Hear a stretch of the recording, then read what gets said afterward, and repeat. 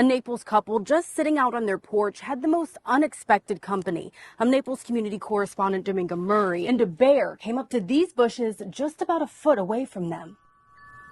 I was shaking. Well, this is a disturbing sight to wake up to. And her newest task, putting a python to sleep for surgery. These snakes can help lead them to other snakes in the area. You heard her right. The plan is to use a few snakes as spies. Artificial intelligence is considered a tool to do quick research, but we're learning it's not always used for good. Now, just ahead, one FGCU professor is taking a look. It may seem like a river right now, but it's actually Mango Drive. And because of all of this water, some people have a hard time getting home. Now, just imagine a swimming pool-sized ditch in your backyard that you never asked for. And I'm Fox 4's Dominga Murray, and I just met with Dee Brinker. She lives in this Fort Myers home and says she's worried her grandchildren could fall in this hole she says the county dug up more than 2 years ago. For years. I want them to make it right. Dee Brinker says she's been calling Lee County. Like a simple hole in a wall, but it actually serves a great purpose. I'm Naples community correspondent Dominga Murray, and I'm here at a technical rescue training where first responders are learning how to do exactly that. Real structures react differently. Community correspondent Dominga Murray, and what better way to ring in the holiday season than to come check it out? 2,000 pounds of candy. In this Cape Coral neighborhood, a man named Christopher Peel was holding a woman hostage. I'm Fox 4's community correspondent Dominga Murray, and he told police the only way he would leave the home and go into custody would be in a body bag. Where thousands of families come on out, drive around the neighborhood, and look at the Christmas lights. I'm your Naples community correspondent Dominga Murray, and just take a look from above. We never suspected that would happen. A whole neighborhood of lights. When you call 911, we need the first responders who show up to have that hands-on experience. I'm Bonita Springs community correspondent Dominga Murray, and the fire district is practicing, so when there's a real emergency, they're ready. Right here at Coco Bridal, it's a luxury gown store in the heart of Cape Coral, and guess what? I'm getting married. No, just kidding, not yet. Like the rest of Bonita Springs, the city's water treatment facility is growing. I'm Bonita Springs community correspondent Dominga Murray, and I just got the chance to tour the new $60 million upgrade and see how it will work. And the bottom line for the utilities company is a system that will deliver clean and reliable water now and for years to come. And doctors here are telling me lung cancer is one that has not seen very many technological advancements, but now that's changing. And it all starts with this brand new artificial intelligence.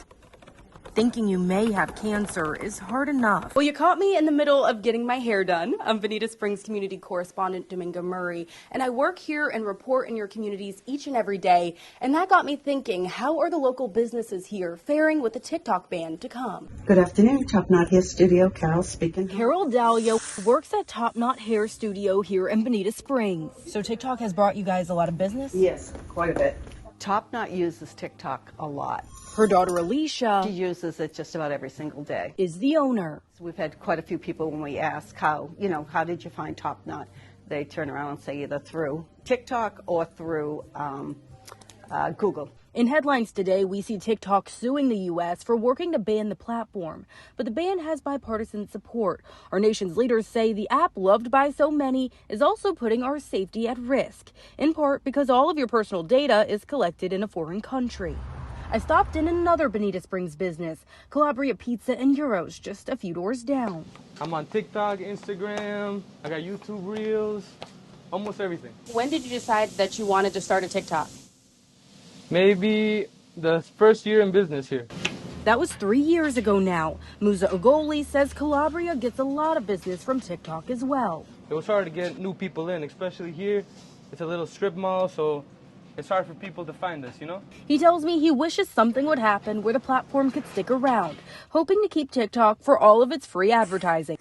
And the salon is on the same page. When we get to that place, then we'll deal with it. Both saying thousands of dollars have come from the app right into their small businesses. We can testify that TikTok works. In Bonita Springs, Dominga Murray, Fox 4. It's wood, it's debris, just like this. Many teens here on Matlacha are volunteering their time to clean up after Hurricanes Milton and Helene. I'm Fox 4's community correspondent Dominga Murray, and this is something the Greater Pine Island Alliance worked to organize. You don't know until you know, and you don't know until it happens to you. You don't know until it affects you personally. Football players from Ida Baker and JORTC cadets from Mariner High. The first cleanup stop is Kiwanis Park in St. James City. Debris lining the streets from Matlacha to Bokeelia. As you're driving through, you see debris just everywhere. It's just the visual part of the effects of what Milton has done. Something these volunteers are working to change. What's your head? Volunteers like Cadet Lieutenant Colonel Andy Seeley. Pine Island never really fully recovered from Hurricane Ian as is, and then Hurricane Helene came in, flooded more of the island, did more damage than Milton just a few weeks ago. Stuffing bags with debris, Erin Lawler-Lambert. But together we are stronger than the surge. With the Greater Pine Island Alliance, finds herself grateful. It's absolutely outstanding to me that these young men and women would take their time. Only 3 of the people out of all of these children are actual island residents. The rest are donating their time. Their parents drove them out here. Their coaches drove them out here to help give back to our community. Second Lieutenant Jacoby Changase, another volunteer, says it's what it takes to get back to normal. Being part of JRTC, I think the one word that comes up is probably family. Reporting on Pine Island, Dominga Murray, Fox 4. I'm here at Lulu's Kitchen in Naples, and it has an interesting and rather unique business model. I'm Naples community correspondent Dominga Murray, and I'm here inside their commercial kitchen. And while their staffers spend each and every day making sweet treats just like these meringue cookies, they also have difficult stories of recovery. At 5 a.m. every morning, Nicole Lewis starts the oven. So it's going to be like a strawberry shortcake. And just as Nicole starts her day and works through this dough, I prayed for death. she works through her recovery. I was dead inside. Nicole is a former addict who's experienced overdoses and heavy drug use. But now, at Lulu's Kitchen, she finds her purpose in batter, buns, and baking.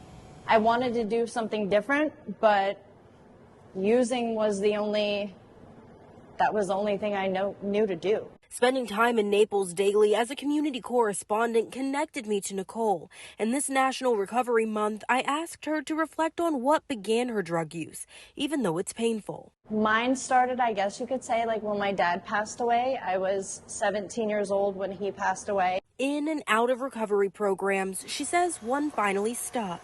St. Matthew's House has a workforce development program. Adrian Robinson works with Nicole and can attest to her success. She's very attentive and just follows direction and just listens. So that's pretty much what you need to do in culinary. He says here people with criminal records and substance abuse issues are washed clean, not limited to their past. That flame was relit, and now I have like a passion, and now I have like a desire and a willingness to live. Reporting in Naples, Dominga Murray, Fox 4.